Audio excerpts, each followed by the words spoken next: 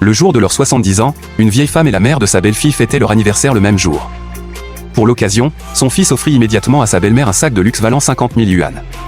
Pourtant, la vieille femme, elle, ne désirait qu'une simple chose, que son fils et sa belle-fille lui préparent un bol de nouilles de longévité pour son anniversaire.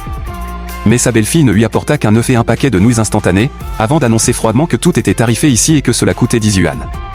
En disant cela, elle lui montra même le tableau des prix accroché au mur. La vieille femme sembla déjà habituée à ce genre d'humiliation. Elle sortit alors les 7 yuan qu'elle avait gagnés en ramassant des déchets et dit timidement qu'elle ne prendrait que les nouilles, sans l'œuf. Mais à peine avait-elle parlé que sa belle-fille prit un air gêné et lui rappela qu'elles avaient déjà convenu que tout ce qui concernait sa prise en charge devait être payé au prix fixé.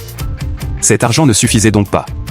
Puis elle ajouta sans honte que depuis 10 ans, elle leur devait déjà beaucoup d'argent et que si on lui laissait encore ce paquet de nouilles à crédit, cela casserait les règles. Le plus cruel arriva ensuite. Son propre fils sortit un cahier de compte et déclara que, toutes ces années, sa mère leur devait déjà 48 886 yuan de frais de pension. Et si elle ne pouvait pas rembourser aujourd'hui, elle n'avait même pas le droit de manger ses nouilles instantanées. Après avoir dit cela, il partit tranquillement accompagner ses beaux-parents.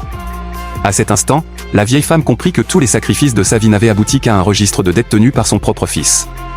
Le cœur brisé, elle jura aussitôt qu'elle ne reconnaîtrait plus ce fils ingrat. Pour rembourser ses 48 886 yuan et couper définitivement les liens avec lui, elle quitta immédiatement la maison. Elle alla chercher du travail dans un restaurant en tant que serveuse, mais à cause de son âge, le patron la repoussa aussitôt dehors. Alors qu'elle n'avait plus aucun espoir, elle tomba sur 3 trafiquants d'êtres humains. Contre toute attente, elle s'approcha d'eux et les supplia de l'acheter, car elle voulait rembourser l'argent qu'elle devait à son fils avant de mourir. Mais quand les trafiquants virent le cahier de compte qu'elle tenait dans les mains, ils furent tous choqués et déclarèrent que son fils n'était même plus humain. Dans ce cahier, tout était noté noir sur blanc, logé chez mon fils, 500 yuan de loyer par mois. En réalité, cette femme avait souffert toute sa vie pour élever seule son fils jusqu'à l'université. Plus tard, elle avait même vendu la maison familiale à la campagne pour lui acheter un appartement en ville. Lorsqu'elle l'avait vu se marier, elle croyait que tous ses sacrifices en valaient la peine. Mais jamais elle n'aurait imaginé qu'une fois devenue âgée, tout ce qu'elle demanderait à son fils serait désormais payant. Peu importe le service, tout avait un prix. Même à l'hôpital, lorsque son fils lui versait simplement un verre d'eau, il fallait payer, un verre d'eau, 5 yuan. Et le plus absurde, c'est que cette vieille femme devait payer un loyer de 500 yuan par mois pour vivre dans l'appartement qu'elle avait elle-même acheté pour son fils. Quand elle n'avait pas assez d'argent, son fils et sa belle-fille entraient dans une colère noire, puis lui disaient de noter cela sur sa dette et de rembourser plus tard. C'est ainsi qu'en 10 ans, cette mère finit par devoir plus de 48 000 yuan à son propre enfant. En apprenant toute l'histoire, même les 3 trafiquants furent pris de rage. Eux-mêmes, pourtant sans scrupules, estimaient qu'ils n'étaient pas aussi monstrueux que ce fils et cette belle-fille.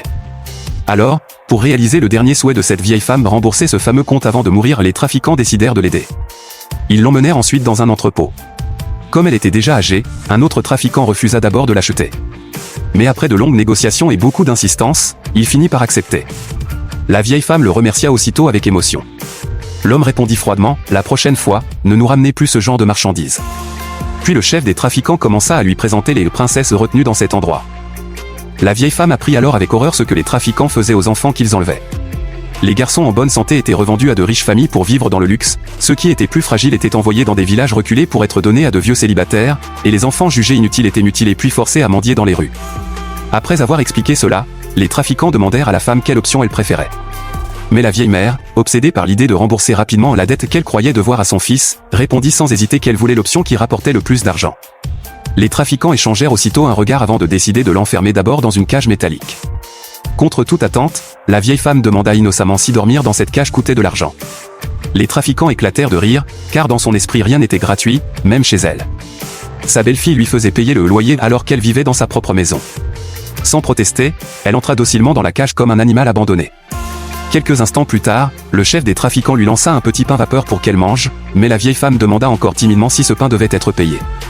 Elle expliqua alors qu'à la maison, c'était toujours elle qui préparait les repas pour toute la famille, son fils, sa belle-fille, les beaux-parents et le petit-fils.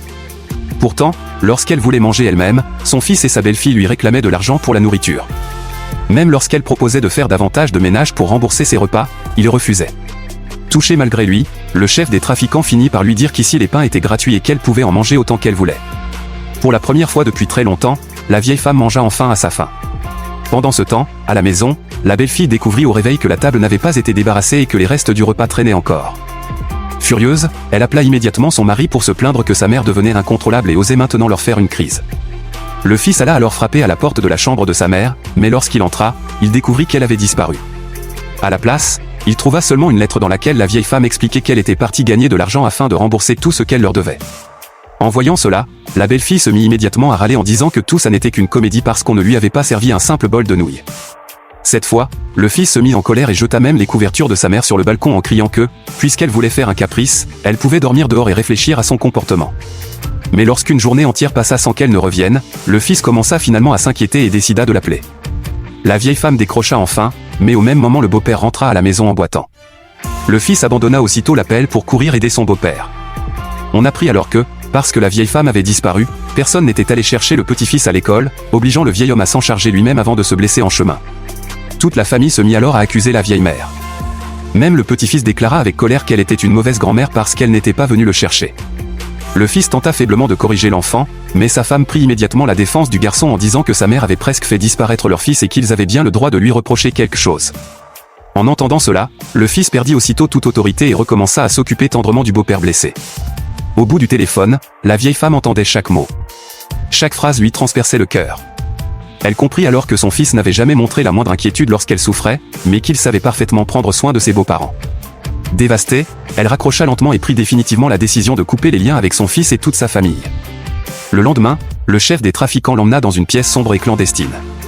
Pour obtenir les 50 000 yuan nécessaires afin de rembourser la dette familiale, la vieille femme monta sans hésiter sur une table d'opération. Elle avait décidé de vendre ses cornets afin de disparaître définitivement de la vie de son fils. Les larmes aux yeux, elle murmura doucement, « Quand j'aurai remboursé cette dette, alors je serai enfin libre. » La femme avait déjà tout sacrifié. Elle avait laissé derrière elle ces mots, « Je ne te dois plus rien. » Pourtant, à ce moment-là, son fils et sa belle-fille ignoraient encore toute la vérité. Ils pensaient toujours qu'elle faisait simplement une crise de colère et qu'elle finirait par rentrer à la maison d'elle-même.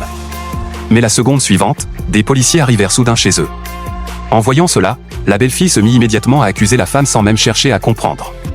Elle croyait qu'elle avait encore causé des problèmes dehors et que la police venait à cause d'elle. Même lorsque les policiers expliquèrent que la femme avait probablement été kidnappée par un dangereux réseau de trafiquants, le couple ne sembla pas vraiment inquiet. Le fil répondit froidement, « Alors retrouvez-la simplement. Ma femme et moi devons encore aller à l'hôpital nous occuper de mon beau-père. » Ces paroles mirent les policiers hors d'eux. L'un d'eux déclara aussitôt que la femme risquait d'avoir été emmenée pour subir un trafic d'organes. En entendant cela, le couple commença enfin à paniquer. Ils suivirent alors les policiers jusqu'à la cachette des trafiquants pour chercher la femme. Mais contre toute attente, elle n'était plus là. Heureusement, le chef des trafiquants finit rapidement par avouer la vérité. Il révéla que la femme avait vendu sa cornée pour 50 000 yuan et qu'elle était actuellement en pleine opération. Le fils, bouleversé, se précipita immédiatement avec les policiers vers la salle indiquée. Mais lorsqu'ils ouvrirent la porte, ils ne trouvèrent toujours aucune trace de la femme. À la place, il n'y avait qu'une boîte tachée de sang. En voyant cette scène, le fils l'ouvrit précipitamment. À l'intérieur se trouvait une carte bancaire ainsi qu'un message écrit avec le sang de la femme. Elle y expliquait qu'elle avait vendu sa cornée afin de rembourser tout ce qu'elle devait à son fils. À partir de maintenant, elle ne lui devait plus rien. Quand le fils comprit que sa mère avait sacrifié ses propres yeux simplement pour lui rendre cet argent, il s'effondra instantanément en larmes. Ce n'est qu'à cet instant qu'il réalisa à quel point il avait été injuste envers elle. Au même moment, un policier arriva soudain en annonçant qu'ils avaient enfin retrouvé une piste concernant la femme. Le fils se tourna aussitôt vers lui, désespéré, et demanda où elle se trouvait maintenant.